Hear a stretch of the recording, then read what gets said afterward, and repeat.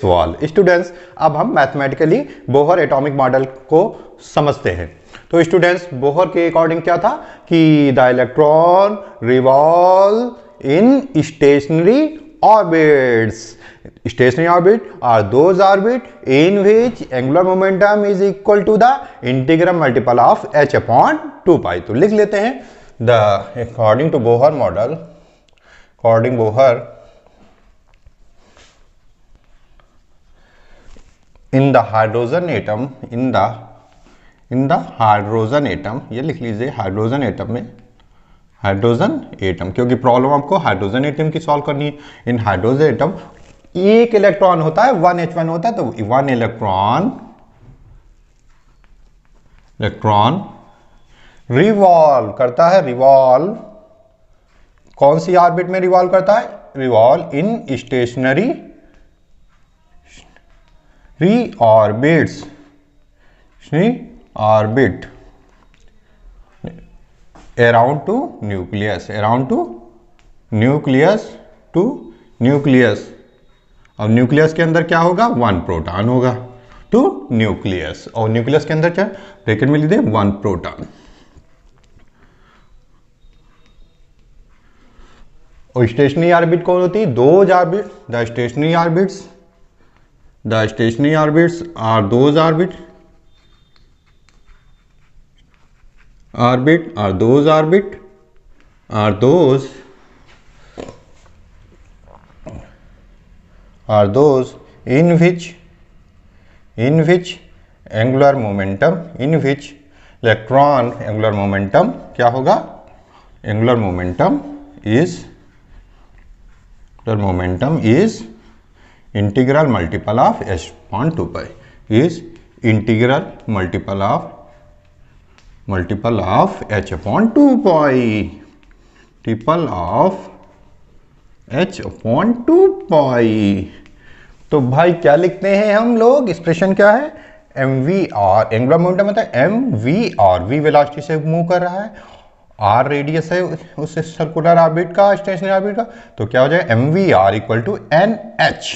h क्या है? Planck constant, n क्या है? Integral, and where n is 1 2 3, where n is क्या हो जाएगा students? n equal to 1 2 3, first orbit, second orbit, third orbit, इस प्रकार हम लेंगे। तो ये हो गया। अब उन्होंने क्या किया था? क्लासिकल मैकेनिक्स को क्वांटम मैकेनिक्स से ऐड कर दिया। अब दूसरा हम देखेंगे सेंट्रीपिटल फोर्स को किसके बराबर कर देंगे? इलेक्ट्रोस्टैटिक फोर्स से। तो इसको इक्वेशन स्टूडेंट्स लिख देते हैं 1। क्या लिख देते हैं? 1 है हमारी इक्वेशन। अब स्टूडेंट्स उन्होंने कहा द सेकेंड पॉइंट कहा the required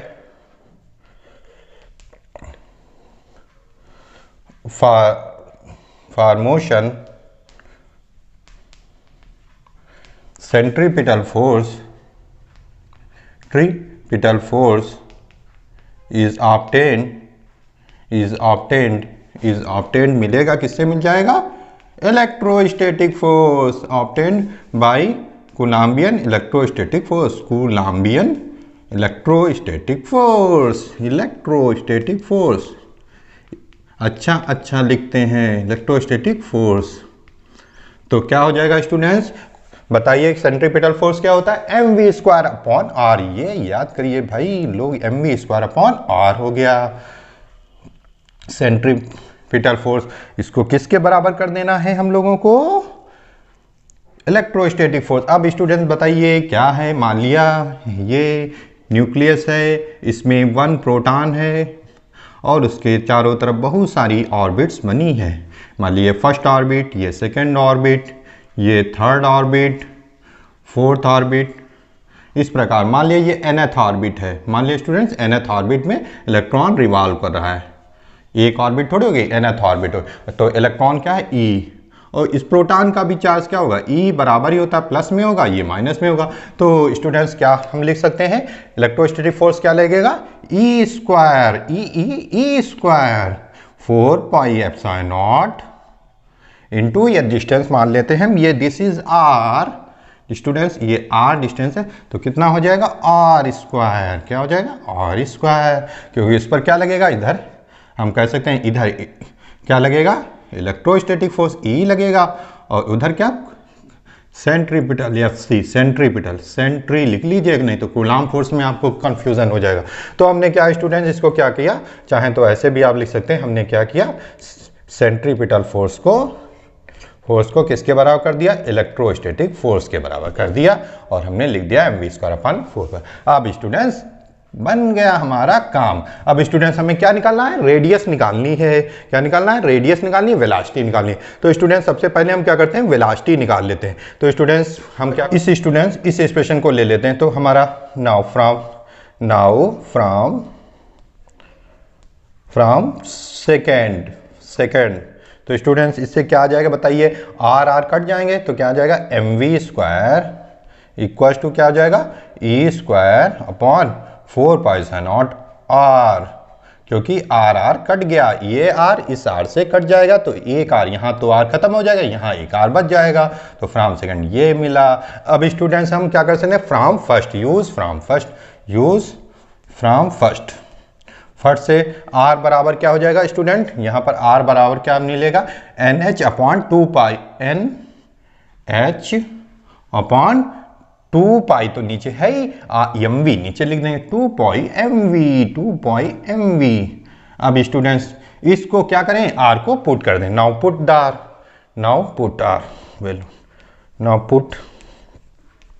r value r की वैल्यू पुट कर दीजिए, तो क्या हो जाएगा स्टूडेंट्स, मैथमेटिक्स है, वेरी सिंपल मैथमेटिक्स है।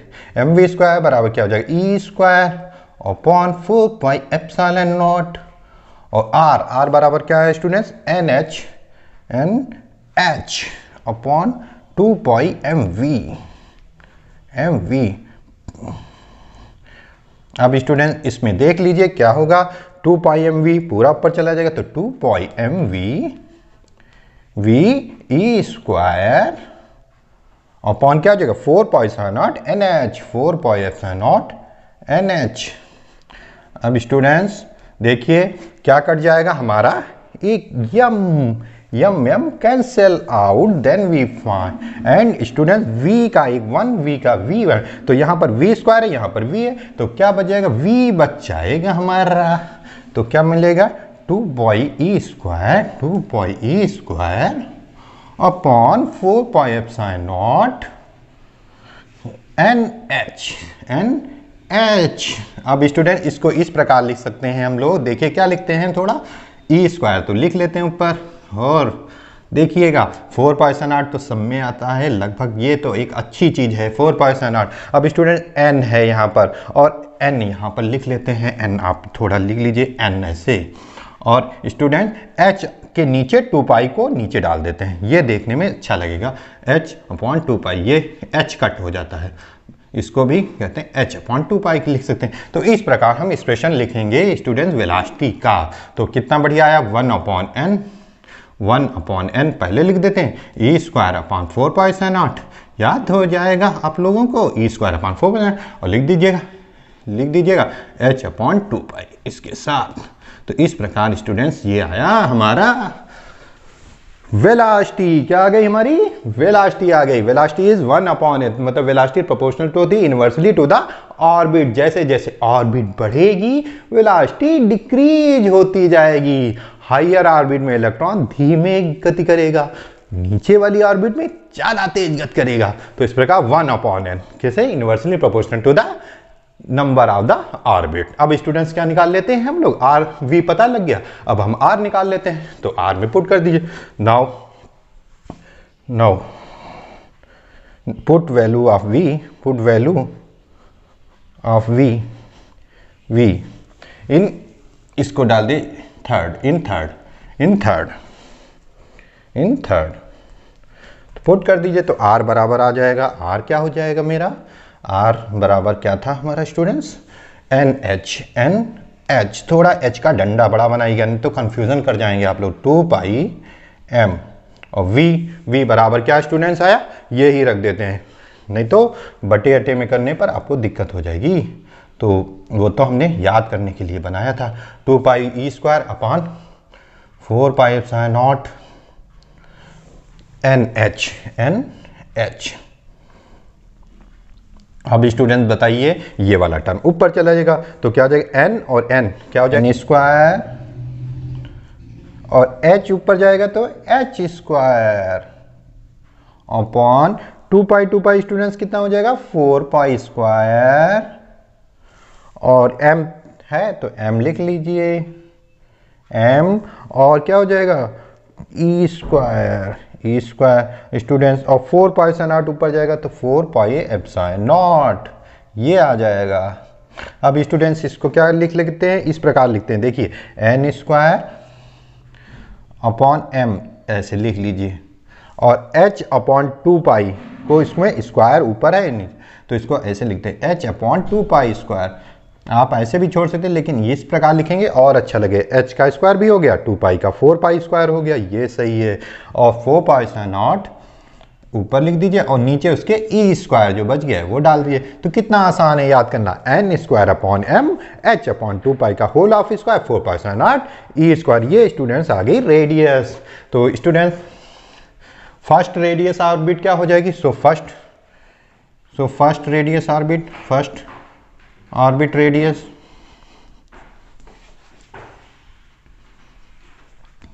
जिसे हम बोहर ऑर्बिट कहते हैं, बोहर ऑर्बिट,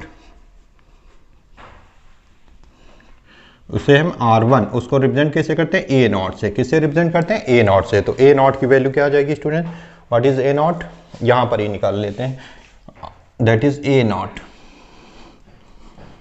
इसको n बराबर 1 रख देंगे तो स्टूडेंट्स क्या आ जाएगा, 1 upon m h upon 2 pi का whole of square e square upon 4 pi से नॉट। अब स्टूडेंट इसको सॉल्व करेंगे सब लोग तो आप लोगों को क्या मिलेगा, 0.53 एंगस्ट्रॉम, क्या मिलेगा, 53 एंगस्ट्रॉम की फर्स्ट बोहर ऑर्बिट क्या होगी, 0.53। और स्टूडेंट्स ये भी देख रहे हैं ये डिपेंडेंट क्या है, रेडियस n स्क्वायर पर, किस पर डिपेंड है, n स्क्वायर। स्टूडेंट रेडियस निकाली हाइड्रोजन एटम की, और क्या निकाली, वेलोसिटी ऑफ हाइड्रोजन एटम। तो अब हम क्या निकालेंगे, एनर्जी, 3 चीजें निकालनी थी, रेडियस निकालनी थी, वेलोसिटी निकालनी थी, और क्या निकालनी थी, एनर्जी। तो एनर्जी निकाल लेते हैं, the total energy of electron in nth states, electron in nth orbit state, nth orbit states, stationary orbits। तो कैसे निकालेंगे स्टूडेंट्स, हमको एनर्जी का एक्सप्रेशन याद रखना पड़ेगा, E बराबर होता है, याद रखिएगा, minus e square 8 pi epsilon naught r, ये रखिएगा याद। क्या करना है, पोटेंशियल का 1/2 कर देना। पोटेंशियल एनर्जी क्या होती है, ई स्क्वायर अपॉन 4 पाई से नॉट आर, हमको 1/2 कर देना तो कितना है, -8 याद रखिएगा, -8 लिखना है, -8 पाई एप्सिलॉन नॉट आर। अब put value of r, put r value, r की वैल्यू पुट कर दीजिए, पुट आर वैल्यू।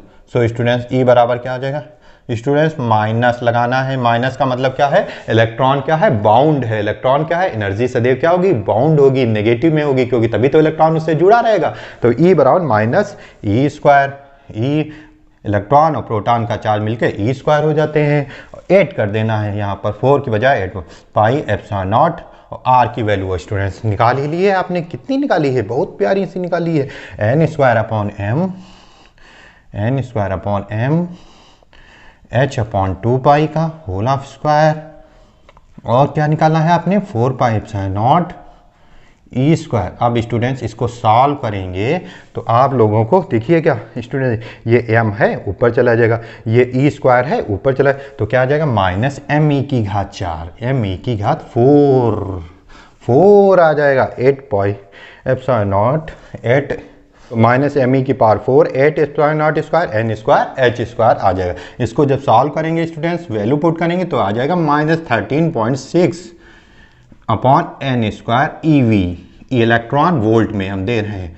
तो इस प्रकार स्टूडेंट्स देखिए ये याद करिएगा, नहीं तो इतना कैलकुलेट तो वहाँ कर नहीं पाएंगे हम। तो कितना याद करना, 13.6, पहली ऑर्बिट में इलेक्ट्रॉन की एनर्जी कितनी होगी, -13.6 इलेक्ट्रॉन वोल्ट, और radius of first Bohr orbit क्या होगी, 0.53 एंगस्ट्रॉम। ये डाटा याद रखने हैं, 0.53 angstrom radius of Bohr orbit, energy 13.6। अब स्टूडेंट देख रहे हैं हम जो एनर्जी है वो क्या है, E प्रोपोर्शनल टू क्या है, 1/n²। क्या है, 1/, जैसे जैसे रेडियस ऑफ बोहर ऑर्बिट बढ़ेंगी क्या हो जाएगी, एनर्जी इलेक्ट्रॉन की डिक्रीज करेगी। हायर एनर्जी स्टेट्स में इलेक्ट्रॉन की एनर्जी कम होगी then the lower energy. Okay students, तो इस प्रकार ये हमने एनर्जी भी निकाल ली, कितनी आई, -13.6/n², भी रेडियस निकाल ली 0.53 एंगस्ट्रॉम। अब हम इसी डाटा से बनाएंगे, हम स्पेक्ट्रा हाइड्रोजन का खींचेंगे, एनर्जी स्टेट्स को ड्रॉ करेंगे। तो प्लीज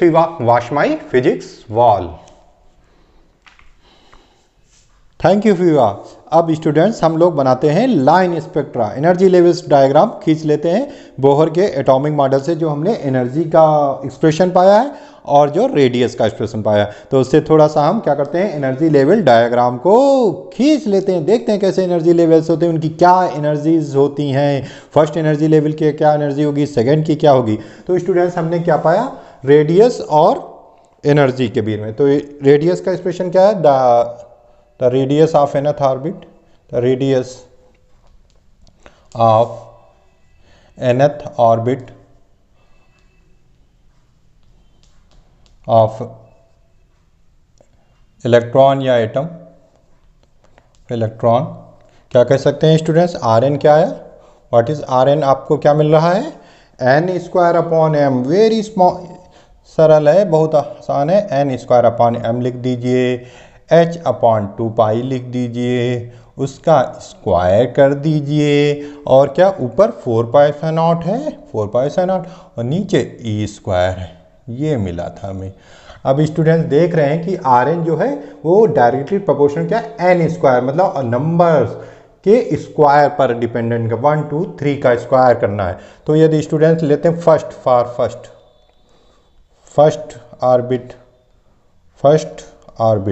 फर्स्ट ऑर्बिट के लिए क्या हो जाएगा स्टूडेंट, R1 हो जाएगा, क्योंकि n बराबर क्या हो जाएगा, R1 फॉर n बराबर, फॉर n इक्वल्स टू 1। तो R1 को क्या ले लेते हैं, लेट R1 इज A0 है। तो स्टूडेंट्स क्या निकलेगा हमारा R1 क्या हो जाएगा, 1 का स्क्वायर हो जाएगा, तो 1 का स्क्वायर अपॉन m h/2π का होल ऑफ स्क्वायर 4π/0 e²। अब स्टूडेंट यदि 1 का स्क्वायर करेंगे तो 1 ही होगा, तो क्या आ जाएगा, 1/m h/2π का होल ऑफ स्क्वायर 4π/0 e²,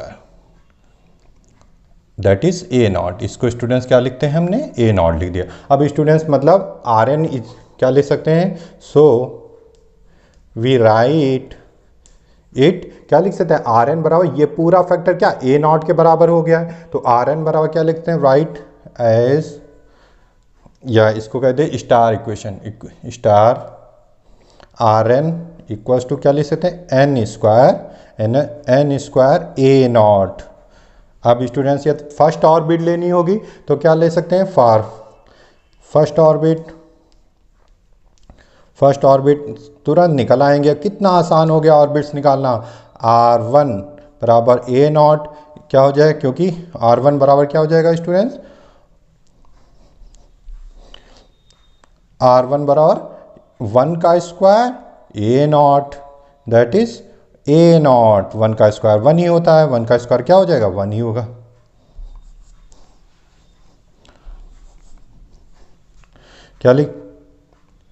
क्या हो जाएगा, R1 बराबर 1 का square A0, that is A0। अब students second orbit, for second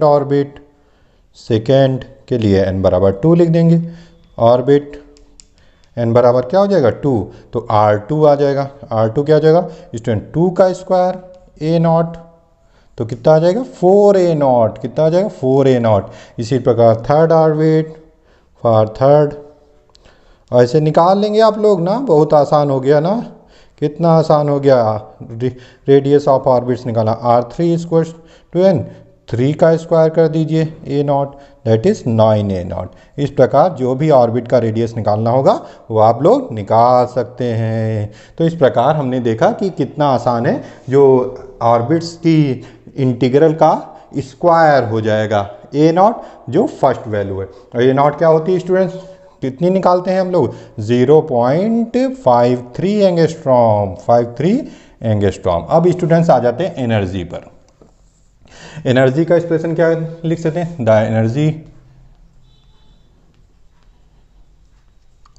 energy of nth state या लेवल कह सकते हैं। तो En का एक्सप्रेशन क्या था, En क्या आया था स्टूडेंट्स, आसान है, याद कर लीजिए, माइनस m e की पावर 4 अपॉन स्टूडेंट्स क्या हो जाएगा n स्क्वायर, क्या हो जाएगा n स्क्वायर। स्टूडेंट देखिए यहाँ पर क्या n स्क्वायर अपॉन m है, यहाँ पर क्या n स्क्वायर अपॉन m, उल्टा कर देना, याद रखना बहुत आसान है, n स्क्वायर अपॉन m और 8 लिख दीजिए, एप्सिलॉन नॉट लिख दीजिए, स्क्वायर कर दीजिए h स्क्वायर। इतना टर्म याद करना, माइनस m e की power 4 n square eight epsilon naught h square. जब स्टूडेंट्स को सॉल्व करेंगे, वैल्यू रखेंगे, तो इलेक्ट्रॉन वोल्ट में कितनी एनर्जी आती है, En बराबर हमने बताया -13.6, -13.6 अपॉन n स्क्वायर हो जाएगा eV। तो स्टूडेंट फर्स्ट एनर्जी लेवल की एनर्जी कितनी आएगी, द फर्स्ट एनर्जी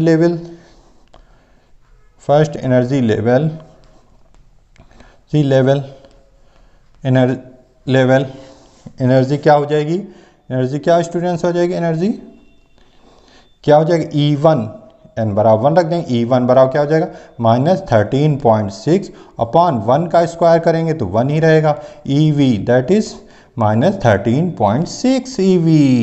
इसी प्रकार ये इसको कह सकते हैं ग्राउंड स्टेट। अब student the second orbit, the second energy states level, the second energy states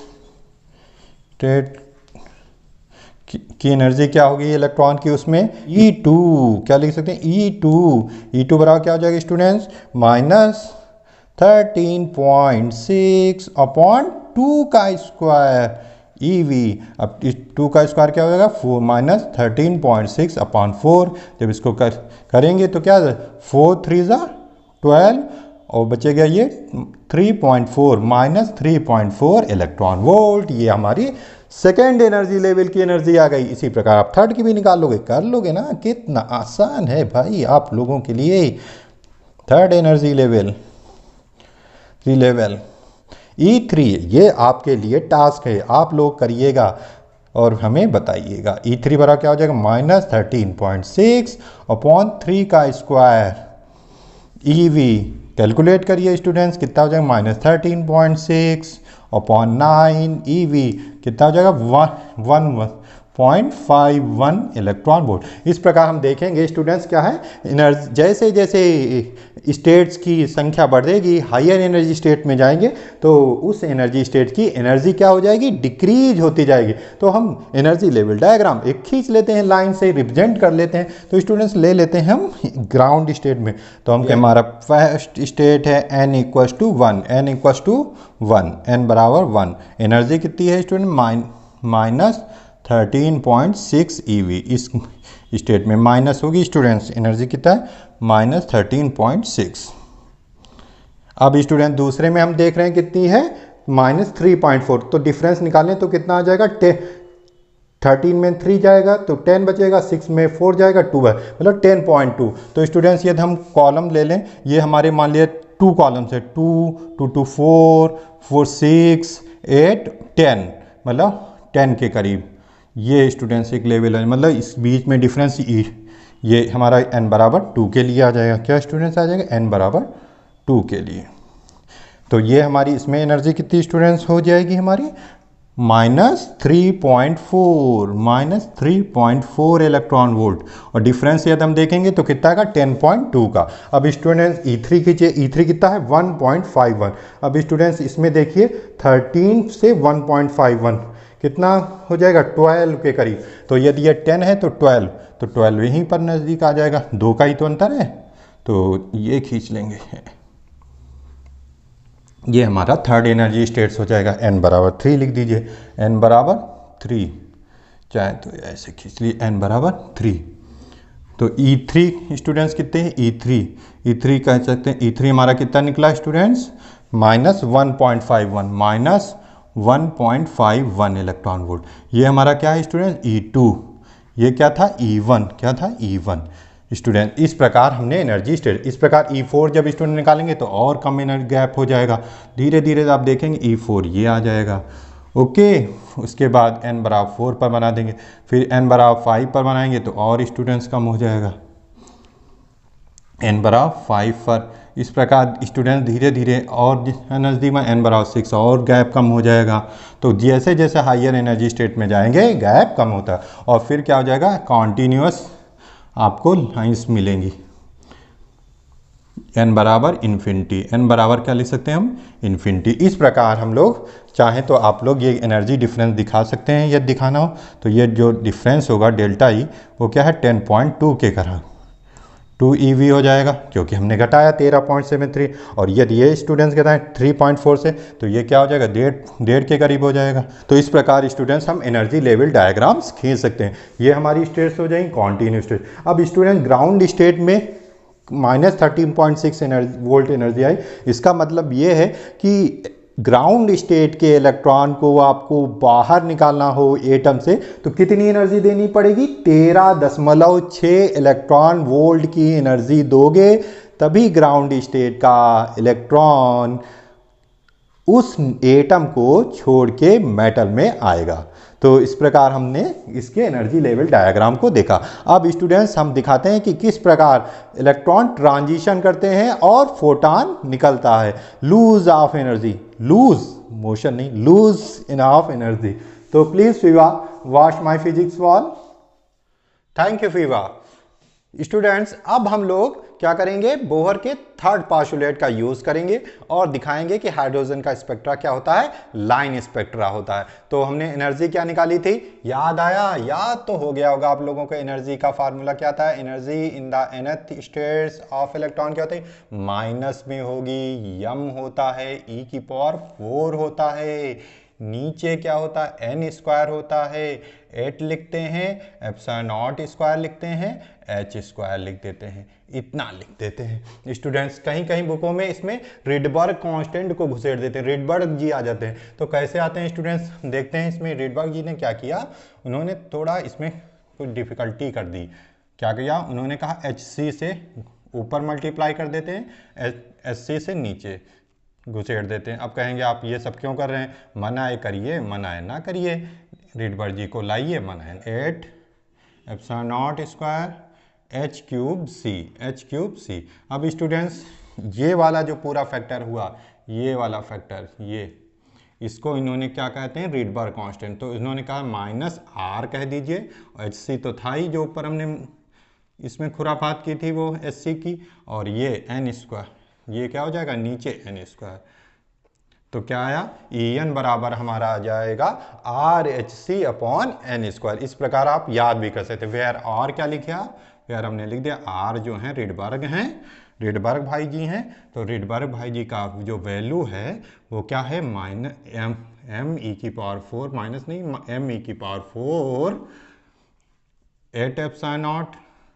8ε0² h³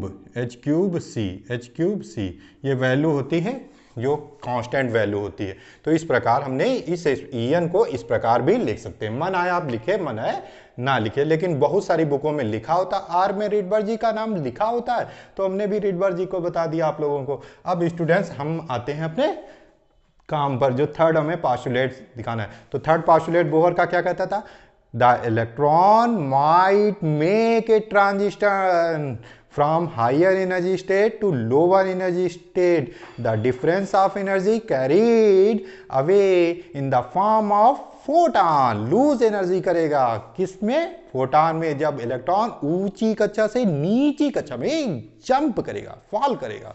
तो क्या लिख लेते हैं, from third Bohr postulate, from third Bohr postulate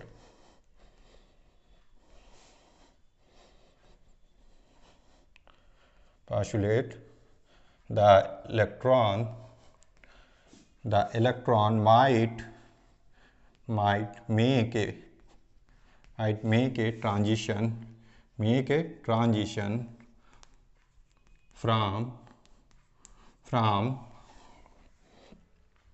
from higher energy state लिख सकते हैं ENI हायर इनिशियल एनर्जी लिख दीजिए, higher initial energy state.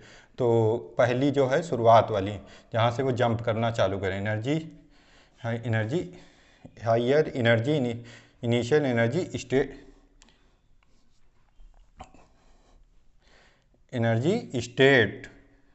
NI, क्या लिख सकते हैं स्टूडेंट? NI। अब दो and to final energy state क्या लिख सकते हैं इसको? NF। क्या नाम दिया हमने? NF। तो स्टूडेंट्स क्या हो जाएगा, लिख सकते हैं in this process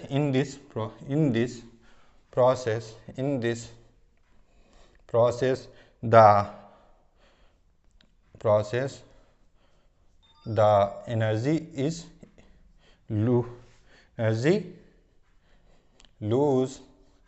loose an atom भी कह सकते हैं, या इलेक्ट्रॉन इन फॉर्म ऑफ, लिख लेगी तो एटम सही, इन फॉर्म ऑफ फोटॉन। किसमें? फोटॉन क्या होते हैं? रेडिएशन होते हैं, जो जिनसे हम देख रहे हैं। फोटॉन का तो नाम आप लोग जानते होंगे। तो किस प्रकार निकलेगा स्टूडेंट्स? हम कह सकते हैं क्या हो रहा है, H इनिशियल, क्या कह सकते हैं, H न्यू आया। कहाँ से आया? इनिशियल टू फाइनल आया, न्यू F। H न्यू होता है ना, H और न्यू फ्रीक्वेंसी, कहाँ से आया? Initial energy EI minus EF। तो इस प्रकार हम ले सकते हैं H न्यू बराबर EI माइनस EF। अब स्टूडेंट्स चाहें तो इसमें आप लोग क्या कर सकते हैं, वैल्यू पुट कर दे EN बराबर, तो RSC अपॉन NI स्क्वायर लिख सकते हैं। तो इसको कैसे लिख सकते हैं? वी राइट एज स्टूडेंट्स क्या हो जाएगा, H न्यू IF बराबर क्या हो जाएगा, EI को क्या लिख सकते हैं minus students, minus RHC upon NI square, minus क्या हो जाएगा स्टूडेंट, माइनस और फिर क्या हो जाएगा, minus RHC upon NF, EF की जगह NF हो जाएगा उसका, NF स्क्वायर। तो स्टूडेंट्स माइनस माइनस प्लस हो जाएगा, तो ये पहले F वाला आ जाएगा टर्म। तो क्या लिख सकते हैं, RHC upon NF square minus RSC upon NI square. तो स्टूडेंट इसको क्या, RSC को कॉमन ले लिया, RSC बराबर क्या हो जाएगा, 1 अपॉन NF का square minus 1 upon NI square. ये आप लोग देखते होंगे बुक में कैसे लिखा, कितना आसान है स्टूडेंट। अब देखिए चाहें तो इसको क्या स्टूडेंट HH कैंसिल भी कर सकते हैं। तो क्या आ जाएगा, न्यू IF फ्रीक्वेंसी निकलेगी जो इमिट होगी उस फोटॉन की, वो क्या हो जाएगी, RC चालान नहीं कट रहा, RC आप लोगों का 1 upon NF square minus 1 upon NI square. अब स्टूडेंट चाहें तो कोई कहे वेवलेंथ बताइए, तो कि वेवलेंथ फ्रीक्वेंसी बराबर क्या होता है, लाइट अपॉन वेवलेंथ और फ्रीक्वेंसी को मल्टीप्लाई करेंगे तो वेलोसिटी ऑफ लाइट आ जाती है। तो न्यू बराबर क्या होता है, C अपॉन लैम्डा। क्या लिख दिया हमने, न्यू बराबर क्या लिख दिया, C अपॉन लैम्डा IF। तो लैम्डा में तो क्या आ जाएगा, RC 1 upon NF square minus 1 upon NI square. अब स्टूडेंट्स यदि C काट दें, ये C चला गया तो क्या बचेगा, 1 upon lambda IF equal to क्या जाए, R 1 upon minus 1 upon NI square.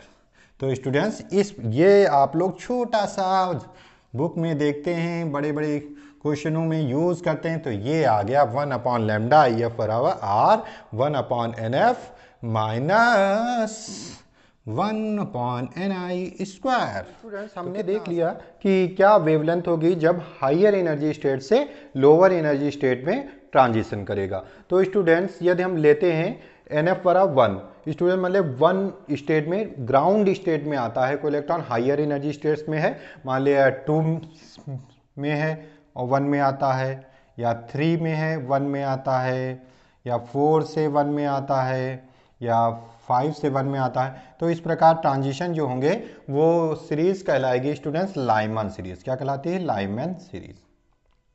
Lyman series. तो लाइमन सीरीज में स्टूडेंट्स क्या होएगा, इलेक्ट्रॉन जब हाइड्रोजन एटम के हायर स्टेट से ग्राउंड स्टेट में आता है, जैसे आपने लिफ्ट देखी, तो यदि ग्राउंड स्टेट में आएगा, किसी भी मंजिल पर हो, वो 5वीं मंजिल पर हो, 4थी मंजिल पर हो, 100वीं मंजिल पर हो, लेकिन वो ग्राउंड लेवल में आएगा, n बराबर 1 में आएगा, तो वो कौन सी सीरीज को रिप्रेजेंट करेगा? लाइमन सीरीज को। समझ में आया?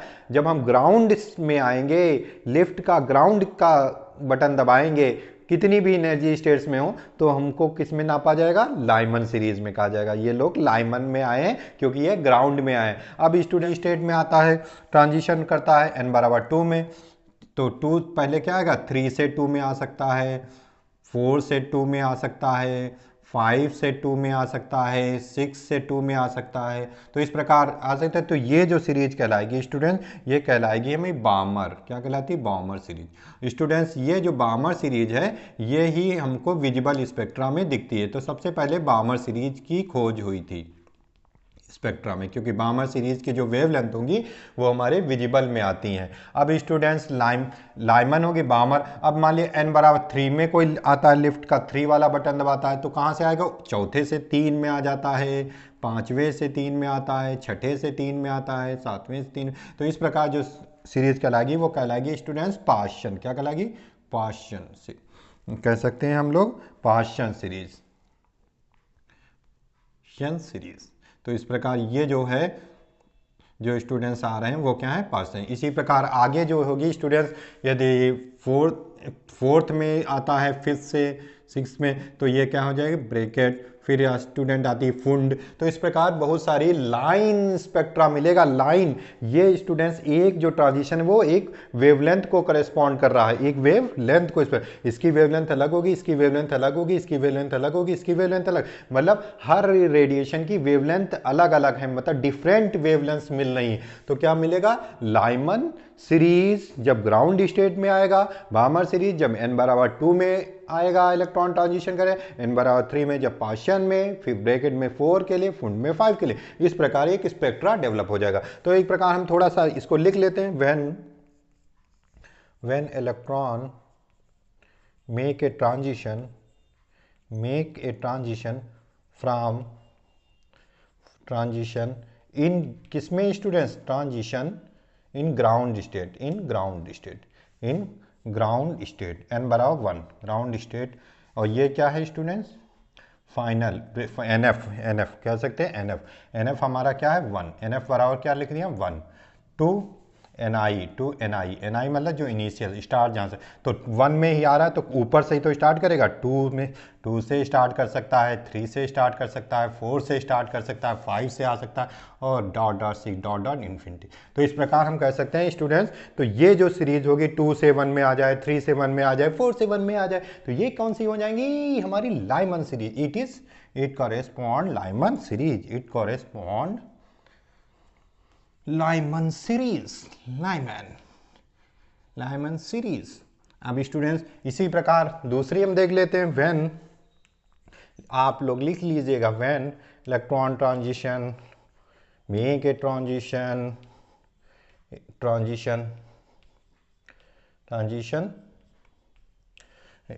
To first orbit, to